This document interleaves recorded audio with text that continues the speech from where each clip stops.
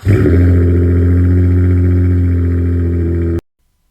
up everyone and welcome to Ben's Car Reviews. I'm Ben and today we'll be dissecting the 2025 Chevy Trailblazer. Let's get right into it with the chart. Chevy's going to give you 4 different ways to get your Trailblazer in 2025, LS, LT, RS, and the Active. Looking at these MSRPs here, there are some different varying starting MSRPs that you'll find on Chevy's website.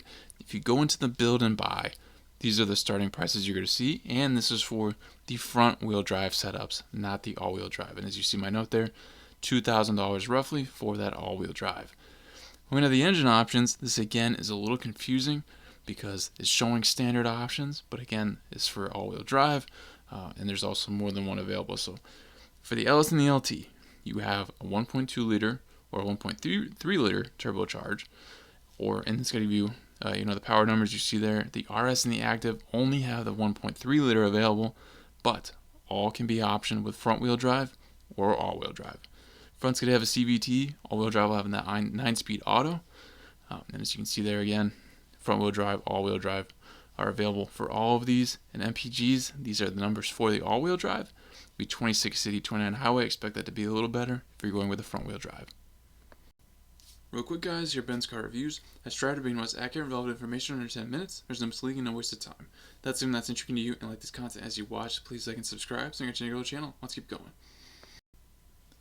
The Chevy Trailblazer has really emerged, in my opinion, as one of the best looking and best feature for your money options within the subcompact SUV category. I'm really liking the overall look and just what they've done with it in general to make it be more unique and just really separate itself from a very congested crowd. I'm really liking the light fixture designs here. LED headlights are standard, all but the LS have the signature LED daytime running lamps. LED taillights are only on the RS and the Active, otherwise you're going to get halogens. Of course, Chevy seems to love still putting halogen bulbs in their vehicles.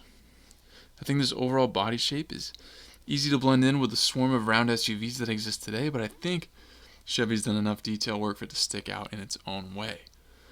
The LT has silver painted front and rear lower fascias. The LS and RS have black front and rear lower fascias.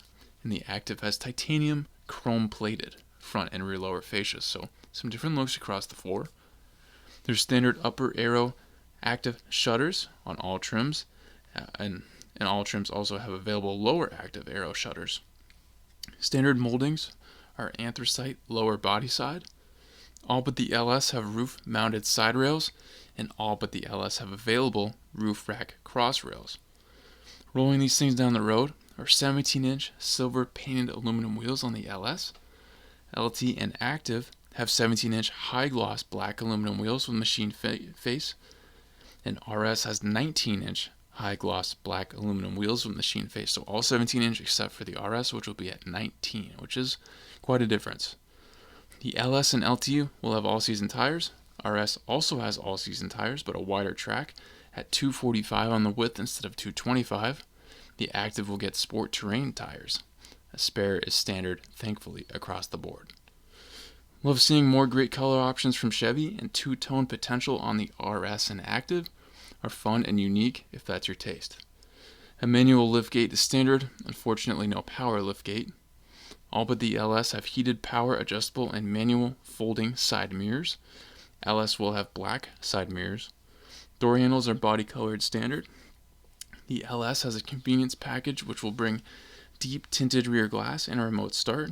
Beyond that, there are numerous other packages to be had. Chevy does well on their package options across most of their lineup, and it's no different here. This Trailblazer will measure in at 174 inches long, 64.7 inches tall, 61.3 inches wide, and weighs a whopping 3,252 pounds. Whopping is a joke. In terms of choosing a best bang for your buck, I think it's really going to be a custom choice by the buyer. With the options of front-wheel drive and all-wheel drive and the differences in price when jumping to all-wheel drive, I think that may affect things. If you're wanting front-wheel drive, I see no reason not to send it and get the RS or Active and get all the features standard you can get. If the all-wheel drive is what you want, the LT may be the best place to start and maybe add a package or two. Having two trims at the same MSRP at the top is unique, and I really like to see it. The interior also gives a strong case for why you'd want to jump up to either of the top two trims. So let's get into that so you know what I'm talking about. I'm thrilled to see what you're getting inside these Trailblazers when it comes to both overall design and standard features for the money. I really like what Chevy's done as of late with their interiors, and I'm glad to see it's carrying over to this Trailblazer as though it is one of the most affordable options in their lineup. One of the best things off the bat about this interior is the 11-inch diagonal HD color touchscreen, and the best part is it's standard. Wireless Apple CarPlay, Android Auto. The standard 8-inch diagonal color driver info center accompanies that infotainment very well. Two screens next to each other look great, and again, having that on the base trim is a huge plus.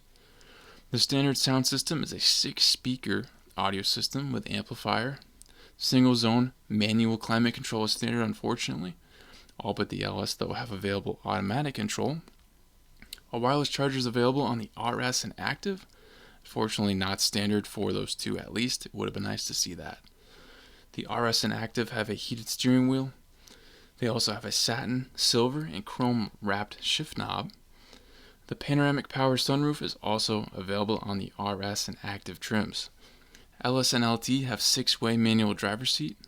RS and Active have 8-way power driver's seat and seat adjuster with driver 2-way power lumbar. All have 4-way manual front passenger seat adjust. LT and LS have standard cloth seats. RS and Active have Evotex, and there are many differences for color and stitching combinations available. RS and Active also have heated front seats. There's a standard 40-60 split folding rear bench seat that accommodates 54.4 cubic feet of max cargo volume. Chevy has a nice suite of driver's assist, safety and technology features to be had. As always, the higher you buy, the more you'll get. Overall, I think it makes sense how Chevy did their optioning here.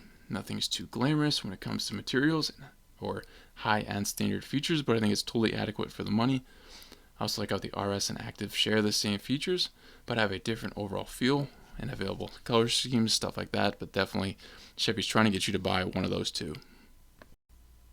In review, guys, if you're in the market for a subcompact SUV heading into 2025, and you're looking at all your options, definitely great start. Looking at this Trailblazer, a brother in the lineup for it is going to be a Chevy Trax, definitely another competitor here, a little larger, but still falling really in this segment, as well as its cousin, the new Invista, the Mazda CX-30.